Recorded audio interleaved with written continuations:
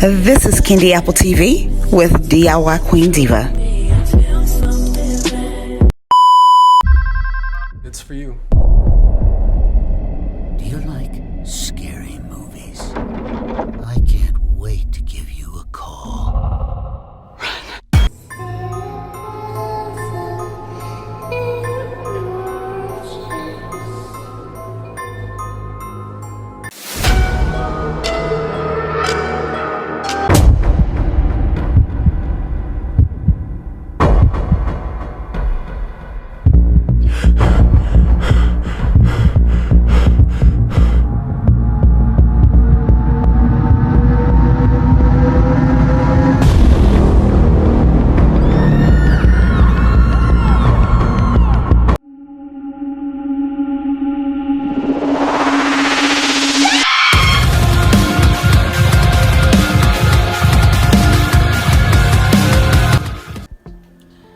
In this Halloween candy apple tutorial, I will show you how to efficiently remove the wax off your apples in order for your candy to stick to your apples.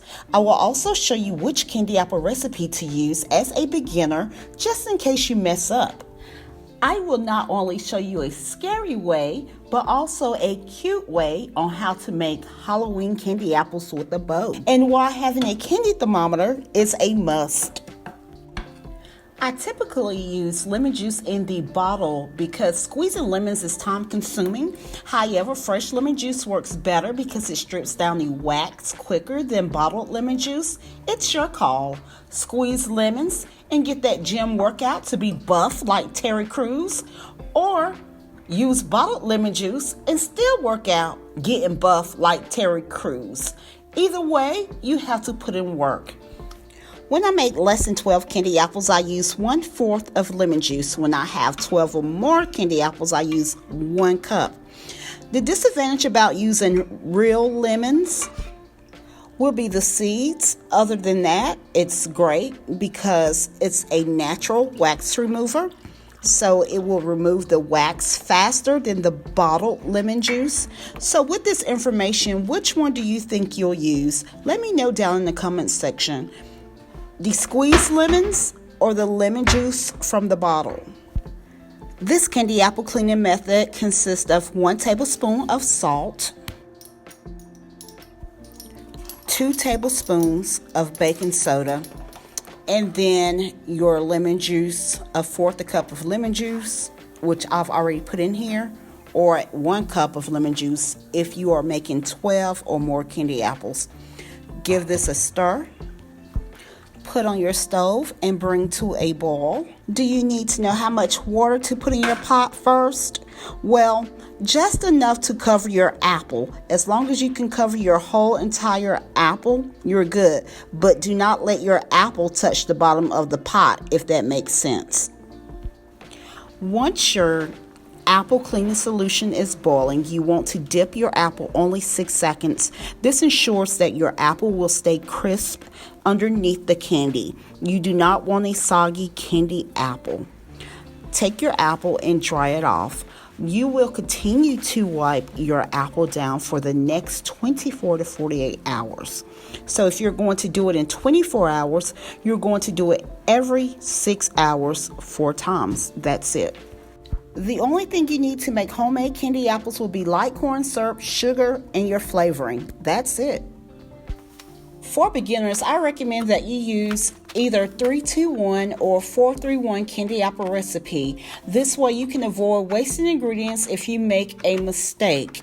In this candy apple tutorial, I am using 4-3-1 candy apple recipe. This calls for 4 cups of sugar, 3 cups of water, and 1 cup of light corn syrup. I always add my flavoring at the beginning as I add my ingredients because I usually forget if I wait towards the end. After combining these ingredients, stir the mixture only once. It is important not to stir it again while it is on the stove, as this can cause the mixture to become grainy.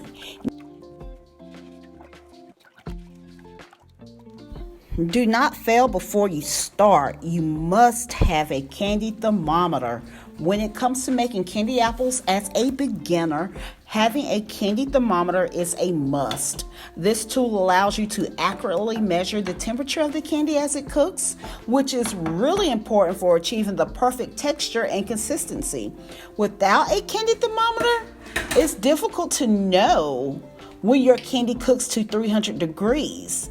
So you're not going to get it right the first time. So it's important to have a candy thermometer. I am using Wilton's White Icing Gel Food Coloring. This is probably, I can say, in my experience, this is the best white to use.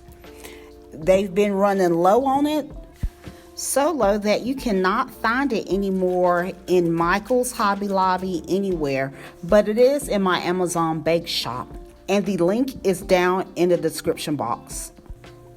I have these clear silicone skeleton molds I got from my Amazon bake shop, and the link is down in the description box below. They have them in small, medium, and large. I am using the large today because I have to insert the Granny Smith apple. Okay, so what I am going to do is take my candy apple mixture and pour half of it or some of it down in the silicone mold. I will stop here, add a little more, stop about right here, and add the Granny Smith apple. I will take a wooden stick that I use for my candy apples and push the apple down in the silicone mold.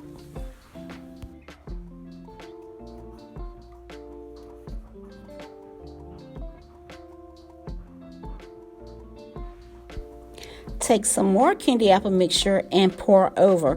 Now, if you're going to make a lot of these, you probably need to go ahead and order 6 so you can make 6 at one time. But if you're going to make 6 or more, you need to use 6-for-1 candy apple recipe. I am going to add a little more candy apple mixture, not too much, and be really careful, guys. This candy apple mixture is scorching hot.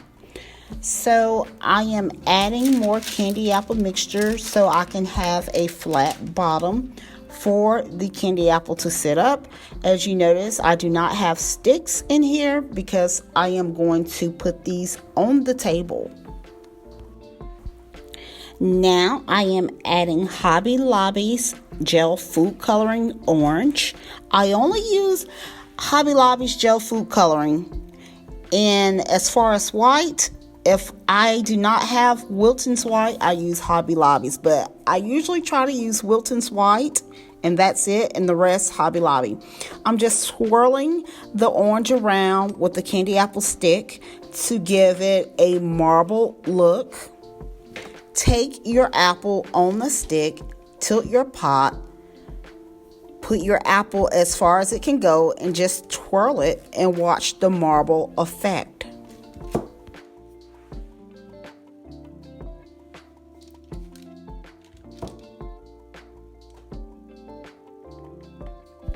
Scrape the bottom of your candy apple on the side of your candy apple pot.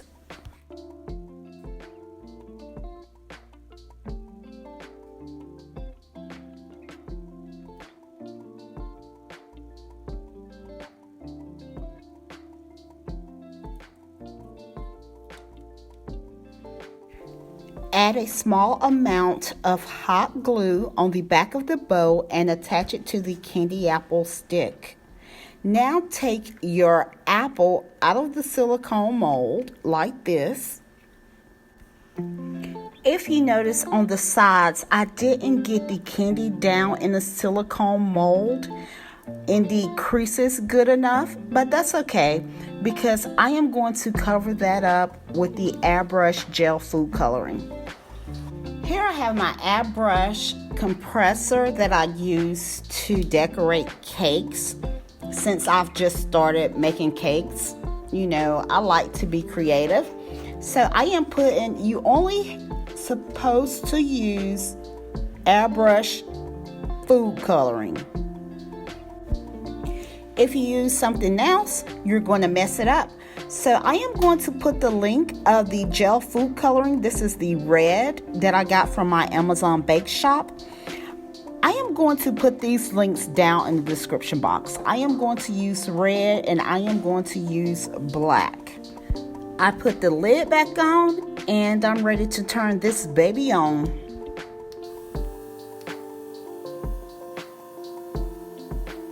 There's a lever that you pull back. The less you pull, the less spray. The more you pull, the more spray.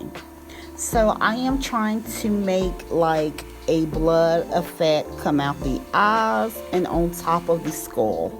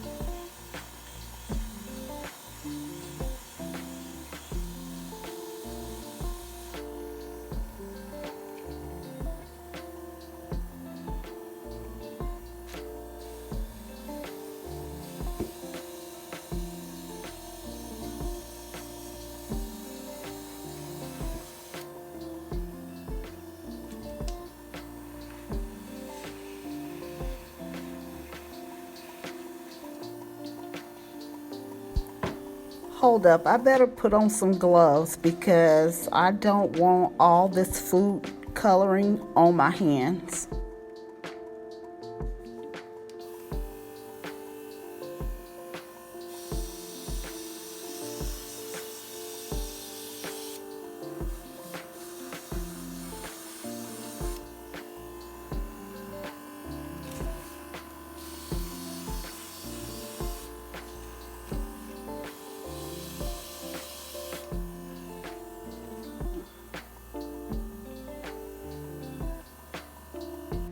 So I cleaned out the red airbrush gel food coloring and now I am putting the black airbrush food coloring in my airbrush kit.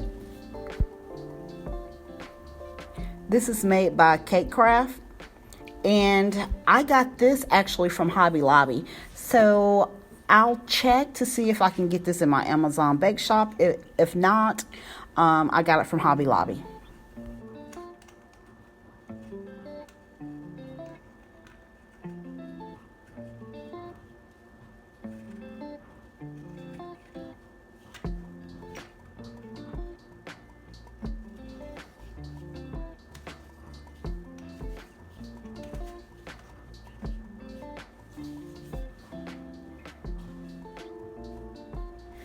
So I will be spraying the eyes and the nose black, and this black just doesn't look too black.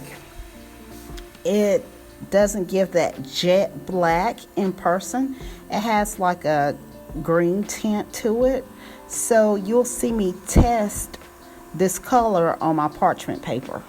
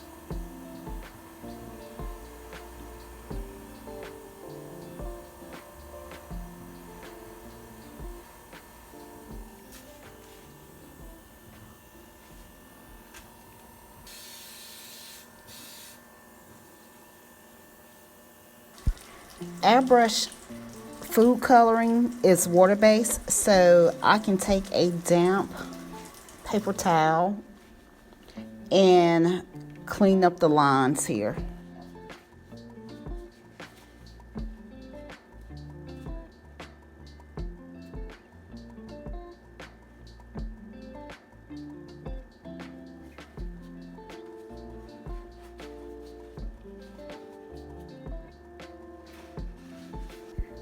Honey child, I can't believe this ugly thing is a candy apple. If you have enjoyed this Halloween candy apple tutorial, make sure you stay tuned to watch my next tutorials coming up right here on Candy Apple TV. I'll see you in a few seconds over in my next video.